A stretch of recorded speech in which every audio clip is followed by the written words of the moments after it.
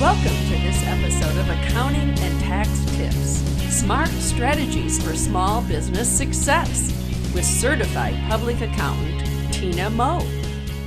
If you're looking to acquire equipment or vehicles for use in your business, you may be asking yourself, is it better to lease or purchase? It's important to make cost-effective decisions in your business, so here are a couple tips to help you decide. An operating lease allows you the use of the equipment or vehicle, and at the end of the lease term, you simply turn it in.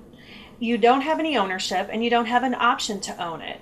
The upside of this method is that it allows you access to newer equipment without the financial burden of obsolescence. If newer, better equipment becomes available, you simply finish out your lease term and you upgrade to the next generation.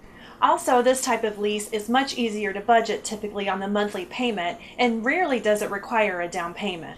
The downside to this method is that your tax deduction is limited to your monthly lease payment, and typically you wind up paying more for the asset in the long run than what it's worth.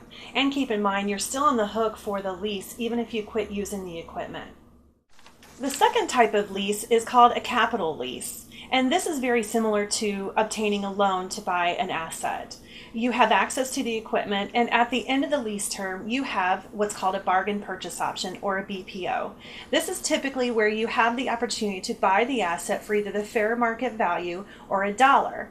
But beware, even though a dollar buyout sounds like a good deal, typically this means that your monthly lease payment is going to be higher than the fair market value buyout option. For tax purposes, a capital lease is handled very similarly as if you purchase the asset. Actually, it's handled identically. You have the option of depreciating the asset over time, or you may be able to depreciate it under Section 179, Depreciation Expense Recovery. For more information on that topic, check out my video on Section 179 deduction and bonus depreciation. The last option, of course, is purchasing the asset.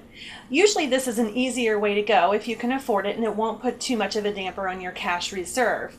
The paperwork is easier, and you have more control over the maintenance and insurance. Purchasing the asset can also keep you from overpaying for the asset in the long run. For more information, visit my website at www.actservices-inc.com. Thank you for watching this episode of Accounting and Tax Tips with Tina Moe. For more great information, visit Tina's website at www.actservices-inc.com. Also browse the other shows found right here at Indie Biz TV Shows.